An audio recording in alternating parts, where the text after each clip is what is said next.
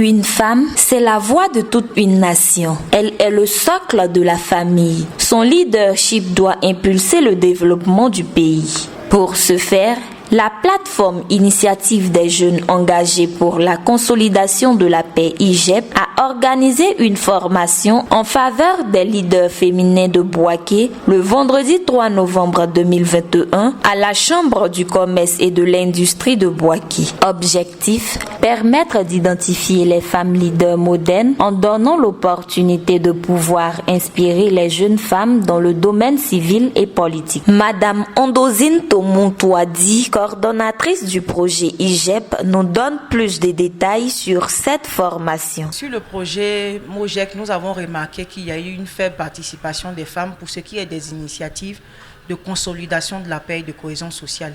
Il y avait plus de jeunes hommes qui étaient engagés pour la cause de la cohésion sociale dans les localités ciblées par le projet, notamment en Bouaké, Daloa, Korogo, Guiglo, et Yopougon et Abobo.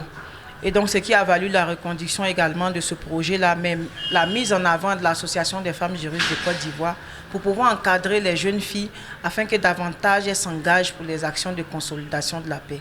Voilà pourquoi nous menons aujourd'hui une activité de leadership. Parce que comprendre la notion de leadership pour les jeunes femmes leur permettra de pouvoir mieux s'affirmer en société, de prendre la place qui est la leur au sein des espaces de prise de décision. Voilà pourquoi nous nous retrouvons aujourd'hui à cette activité de coaching, des modèles d'identification des femmes leaders modèles. Nous sommes aujourd'hui à Bouaké. Nous avons pu, grâce à ces jeunes filles, elles ont pu identifier des femmes leaders modèles. Et aujourd'hui, nous créons cette rencontre pour qu'elles partagent leur expérience, leur modèle de réussite avec ces jeunes filles-là, afin de pouvoir leur transmettre également leur savoir et que nous ayons davantage au sein de notre société, au sein de la Côte d'Ivoire de Bouaké, des jeunes filles qui s'associent aux initiatives de paix et de consolidation de la cohésion sociale. Quant à Reine Kwame, point focal IJEP Bouaké, elle revient sur les attentes des jeunes juristes. L'Association des femmes juristes de Côte d'Ivoire s'est engagée à amener le genre féminin à dire son mot, à pouvoir s'engager dans la consolidation de la paix et de la cohésion sociale dans surtout le territoire de la Côte d'Ivoire, y compris Bouaké. Et ce, conformément aux résolutions 1325 des Nations Unies. Voilà. Et donc c'est dans le cadre, c'est dans cette veine-là qu'une telle activité a été organisée. Il s'agit d'un programme de partage d'expérience et de coaching, voilà, à l'égard des jeunes filles et des présidents d'associations qui composent ici, voilà, le mouvement qu'on appelait Initiative des jeunes engagés pour la consolidation de la paix.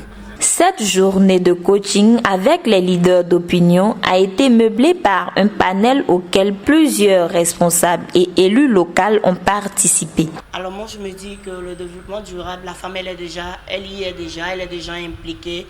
Il nous suffit juste de solidarité de femmes.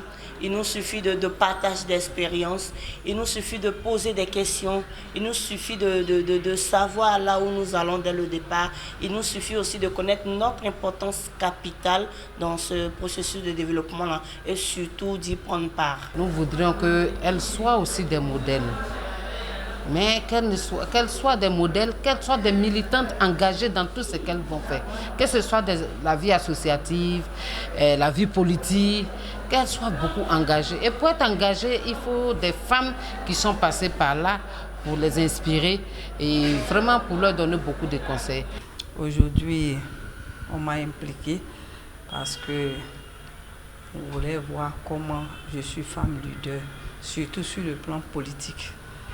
Et je suis venue, j'ai pu apporter ma petite pierre à l'édifice, expliquer à mes jeunes frères, à mes jeunes sœurs que la vie est un combat.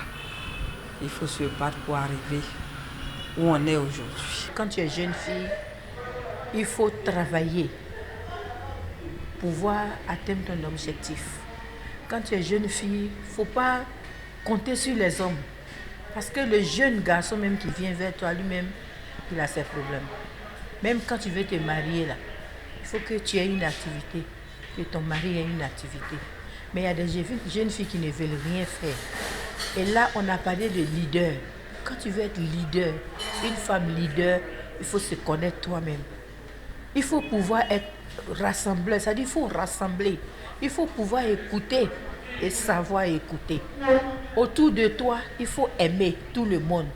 C'est-à-dire, il faut aimer les enfants que tu vois, que toi-même tu sais que tu peux les accoucher là.